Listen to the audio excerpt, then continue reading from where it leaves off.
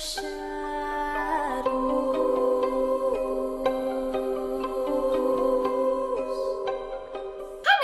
it's Hailey Reese and welcome to or welcome back to my YouTube channel. I am so excited that you are here and I hope that you are having an absolutely fantastic, beautiful, magical, all the good things, morning, afternoon, or night, whatever it is for you when this video finally reaches you. You guys, today's video is quite literally what my nightmares are made of. Now, we've dove into recently various encounters all across the world that are terrifying and disturbing and haunting, but today we are diving into the ocean and we're taking a look at some of the most chilling, three in particular, chilling experiences to do with the ocean. Now, I don't know if you know this watching this video, I've talked about it on my channel in the past, but I am pretty afraid of the ocean. In fact, sharks are like one of my absolute biggest fears, alongside like serial killers, which I know are a lot more normal to fear. But before you come at me, don't worry, I do know that sharks have been described by many as gentle creatures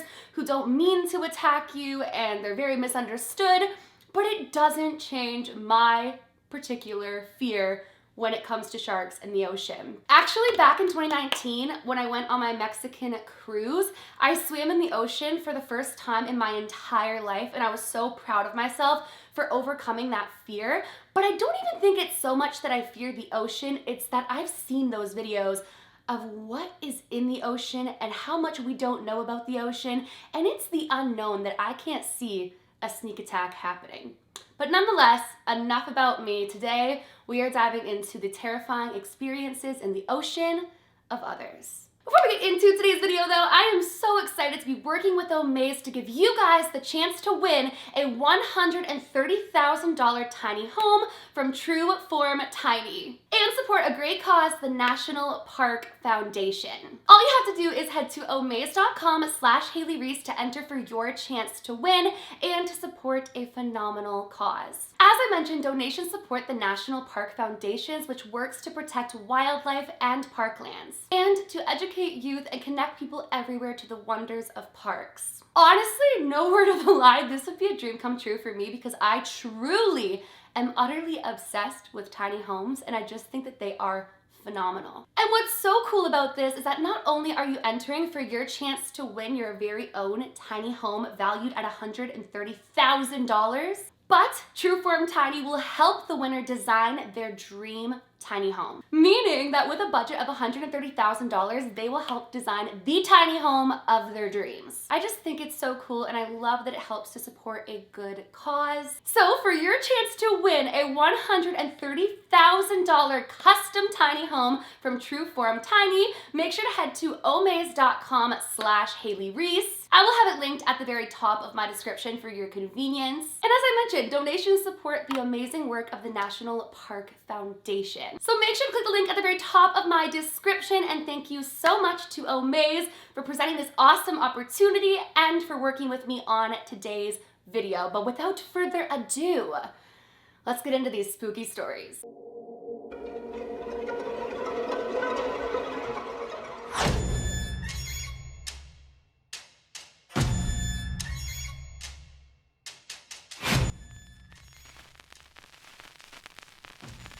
Okay, so ironically enough, this very first story that I'm sharing with you guys is one that was told to me personally years ago from someone that I was very close with at the time, and it has stuck with me ever since. Like, I think about this all the time whenever I imagine myself going out into the ocean, which is why it was shocking that I ended up in the ocean at all on my trip to Mexico. But I mean, when in Mexico? But basically, years ago, when I was working on music in Universal Music Group, I had been presented with like a really tall security guard to go with me and my mom to like different events and networking opportunities and stuff, just to kind of like oversee me and make sure that I'm safe in those environments and whatnot. And this guy, no word of a lie, you guys, was 6'7", 6'9", something ridiculous. I know at least 6'7". Actually, let me call my mom and ask her quickly. My mother doesn't love me. Anyways, I'll blur out his face for privacy reasons, but I do have a picture of Grams next to him. Just to give you context, Grams was like 4'11", so she was very short, keep that in mind, but you'll get the context of how tall said man was. So one day we're all out to a dinner after like this event that we'd went to, and he's kind of like sharing some personal stories, as am I. We're all just kind of socializing, and we get onto the subject of like biggest fears. And that's when I start saying that my absolute biggest fear is sharks. I don't know why that's my biggest fear, considering I'm hardly ever in the ocean, but it's just always been something that's freaked me out. Actually, my stepdad let me watch Jaws when I was like 3 years old, and I'm pretty sure it traumatized me, as I wouldn't even drink from our water jug, and I didn't like swimming in our pool after that. But hey, I'm not pointing any fingers. So we get on this subject, and I basically am telling him, like, I know the chances are so slim, but you don't understand. I'm a 1 in a million type of gal, for better or for worse. And if it's gonna happen to anyone, it's gonna happen to me. So we're having this conversation, and he goes, I actually have a story for you. It's a personal experience of mine, but it is to do with the ocean. So I wanna make sure like you're comfortable with me sharing it. And I was like, sure, go ahead. I'm not going in the ocean anytime soon. And he proceeds to tell me a story of when he was on vacation. Now, I can't remember exactly where he was on vacation, but either way, he was on the beach, at the ocean, having a grand old time, I can assume. But as I mentioned and as I showed you, this man was very, very tall. So he gets into the ocean, and he's like walking out into the ocean. He's just like swimming, having a good old time, and walking into the ocean. All of a sudden, he's standing there, and he feels a really hard smack on the side of his leg, like as if someone or something like purposely smacked into him. So he's like looking around like, what the heck was that? And as he looks back, he sees the Coast Guard whistling with like a picture of something up or something like that. And they're telling him like to calmly come to shore. They're like telling him like, sir, calmly come to shore. And as he like slowly starts walking back from where he was out in the ocean, he's realizing like, oh my goodness, I'm really far out. Like I'm 6'7", 6'8", whatever the heck he was. So I'm like almost 7 feet out into the ocean. I thought that I was just casually walking out, he's telling me, but like I was really, really far out, like super far out. So he's calmly walking back to shore, keeping his cool. The Coast Guard's like evacuating the beach, telling him like walk calmly, walk slowly. And when he gets to the Coast Guard, you guys, the Coast Guard proceeds to tell him that he was smacked and targeted by a bull shark, which by the way, aren't the friendliest of sharks. And basically what the shark was doing to him, it gives me the freaking heebie-jeebies. Okay, what the shark was doing to him, oh, hold on, she's answering me. Let's hear how tall he was. Hey.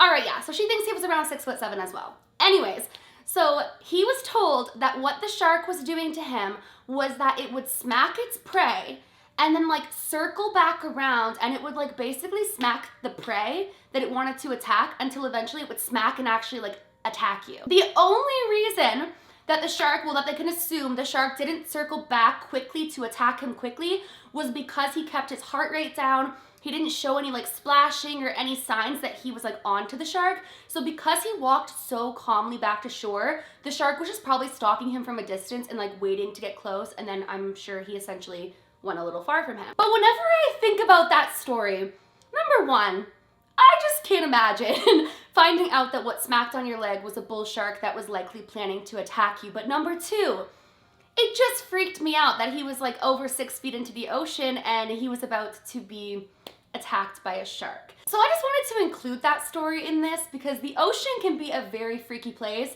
and I just thought it was crazy that I actually met someone who was about to be attacked by a shark. But like I said, don't come for me. I know it's rare and that people think they are gentle beings. Roger that. Okay, this next story is so eerie and freaky, and it so ties into my channel because you guys know we've talked a lot about like mythical creatures in the past, elementals, different beings that exist in different dimensions.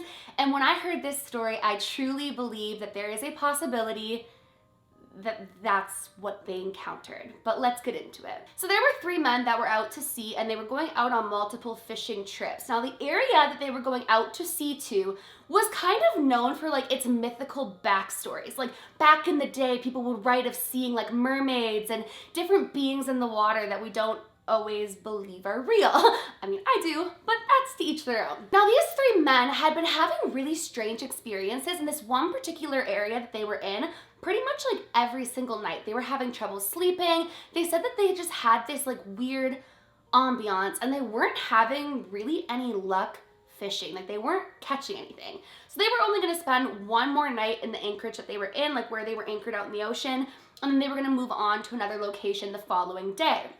On this particular night, one of the men claimed that something just felt very different. Like it had felt kind of weird the last two nights, but this time it felt even stranger.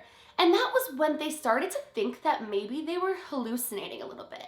They started hearing what almost sounded like a very eerie humming slash singing kind of coming over the ocean waters. Now, there were no other boats in sight at this time. They were the only ones that they could see within that vicinity, and they didn't see any land that like sound could be traveling from. So they started to kind of like be a little more on edge. The singing or the humming started to get louder, and they eventually talked about it to one another and were like, I thought I was going crazy. I've been hearing this too. And that's when they heard what sounded like a strange splashing over in the ocean. When the men looked over into the ocean, they said that they saw the most terrifying looking women seeming to be like floating upon the surface, just staring straight at their boat. They even put a light into the ocean to see if they could see, and the women that looked very eerie, their hair was all wet, they just had a very unsettling face. I'm not sure how to describe it because I didn't see it, but that's how they described it. And these women just stared at them, but what was really weird about it was the humming got louder and seemed to be coming from them, like the humming and singing, but their mouths weren't moving. It was almost like it was an ambiance around them. So the men just kind of stared at these women, feeling like they were in a trance for a minute, and that's when they proceeded to swim down and they saw what looked like a fishtail on the women.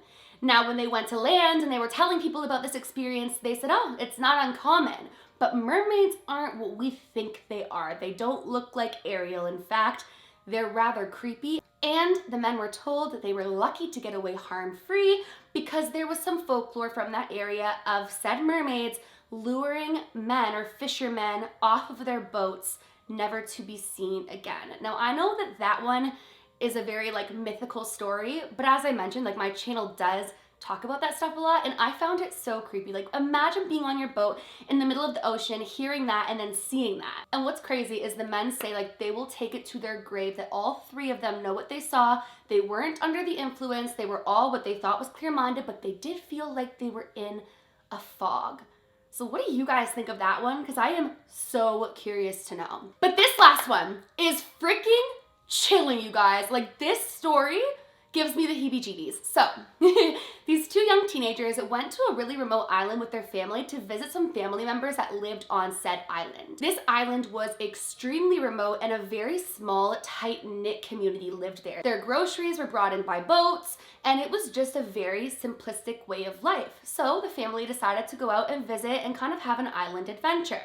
Now, their family members had a tin sort of boat, so to speak. They would go out and do some fishing off the island and kind of go for boat rides. So one afternoon, the two teenagers decided to take the boat out and kind of go for an island ride to kind of see around the island. Now, the very first mistake that these boys made, or probably their biggest mistake of all, was that they did notice that it looked like storm clouds were rolling in over the island, but they had seen storm clouds like this in the previous days, and no storm had actually came of it. So, against what they probably should have done, they decided to stay out on the boat longer and just enjoy more of their time, which would prove to be a very dangerous mistake. Within moments, these light storm clouds turned to a pitch black sky and a torrential downpour. It was like a hazardous, dangerous boat ride, especially for two teenagers who were just out there goofing around, having their fun. So they began to panic. Their boat started drifting away from the part of the island. Like, it is a small island as they described it, but the section of the island that they knew, like the path back to where they were supposed to go, their boat was now drifting to another section of the island, but they could hardly see through the rain. So they just decided all we have to do is get back to the island. We'll figure it out from there. We can take shelter in the trees. We'll figure it out. They said that it felt like they were going to die in this water. The waves were going crazy, that they couldn't see through the rain. The sky was dark, and they were just not that experienced on the boat. They actually said they started praying, begging for help, for something or someone to save them. Miraculously, the boys made it to shore, but the storm was still trekking on and they didn't know where they were supposed to walk, as like I mentioned, they ended up at a more remote section of this small island. But they were just grateful to be okay and pulled the boat up onto the shore and were kind of panicking as to like what they should do. And that's when they saw what looked like a flashlight shining on them. So the boys started saying like, who's there? Anybody there? Can you help me? And that was when they saw a man that they'd never seen before. This man looked extremely concerned for the boys. He walked up to them, was looking at them with almost anger that they had been out in this storm, and I guess almost yelled at them saying, you shouldn't be out on the water in this weather. What were you thinking? The boys started saying, we know, we didn't think it was gonna actually storm. And he basically told them that he had a ship of his own, told them the name of his ship that he'd had, or his vessel, and told them that they were very lucky to be alive. He then told them which direction to head towards where they had to go, and it wasn't too far. The boys thanked the man, but left like a lot of their belongings there just to kind of run to where they would be safe. The following day, the boys decide to go back and see if the boat's still there, see if everything's good, and that's when they see what looks like a shipwreck up the island a little bit. So they walk over to the shipwreck, and it's a very old one. It's all like decomposed. You can tell that this isn't just a recent shipwreck. This is like a historical shipwreck, if you've ever seen those. And they realized that faded on the side of the boat was the exact name of the boat that said man had told them was his. So at this point, they rush back to their families and they tell their like aunts and uncles what had happened, and that was when their jaws dropped because they were able to pull up a historical article about said shipwreck that had taken place on this island and claimed the lives of the captain of the ship and a couple of crew members. And when they saw the old faded photo of it, it was the man. It was the man that had pointed them in the direction of safety, and those boys think that something or someone within those waters heard their distress, guided their boat to safety, and led them where they were supposed to go. That gives me freaking chills. Like, when I read that, I was like, that's crazy. Like, could you imagine being so terrified for your life, praying for someone to save you, someone saves you, tells you about their boat, you realize it's a historical shipwreck, and then you realize that it was the man who had saved you. I know I said that it was 3 stories, but I actually have one story of my own that's not that scary, but I think you guys will think it's funny. I mean, it is scary in hindsight, but again, it's to do with sharks, so that's why I think it's scary. Back like a couple of years ago, well no, probably like 9 years ago now, I was young.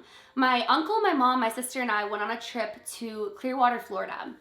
And on this particular day, we decided to take a trip over to Daytona Beach. Now, my sister and my uncle are very adventurous. Me, like I said, with the ocean, not so much.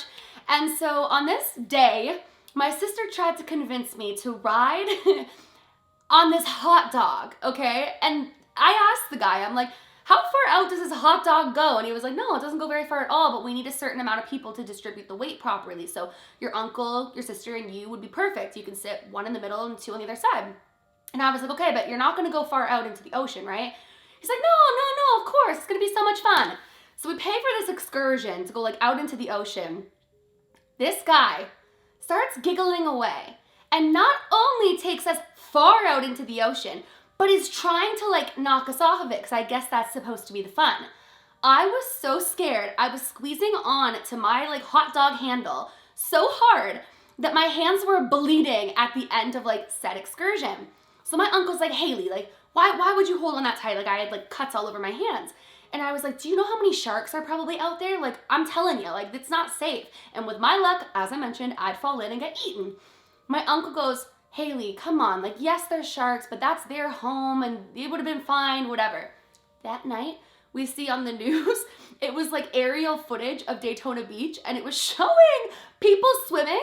And then like there was like 8 sharks around like the vicinity of like per person, and that it was the most sharks that they'd ever seen in like record in years or whatever. I looked at my uncle, I was like, see, this is why I shouldn't have rode the hot dog, but I lived to tell the tale nonetheless. Okay, future editing Hailey here. Upon further investigation, it appears I had every right to be nervous while out on that hot dog. What do you guys think of those particular experiences? I would absolutely love to know down in the comment section below. Are you afraid of the ocean? Are you afraid of sharks? What's your biggest fear? Definitely let me know, because I feel like we all have these like crazy fears that will likely never come into fruition, but still, it's freaky nonetheless, and I would love to know what you guys think. And if you would like me to do some that are even darker and scarier in a part 2 to this, definitely let me know that as well. But that is it for today's video. Once again, I would just absolutely love to thank Omaze for working with me on today's video. As I mentioned, for your chance to win a 130,000 custom tiny home from Trueform Tiny, all you have to do is head to omaze.com/HaileyReese. As I mentioned before, it will be linked at the very top of my description. And that is it for today's video. If you guys are new to my channel, or you are just not yet subscribed but you enjoy my content, please go ahead and click that subscribe button. We would love to have you here. And please give this video a thumbs up if you did enjoy it. I really hope that you guys enjoyed today's video. I feel like I'm really high energy in it, and it's because I haven't ate yet and I chugged a coffee, which normally doesn't get me hyper, but today I'm thinking it might have done a little something. Remember, my loves, to do all things with kindness, and until next time, I love you.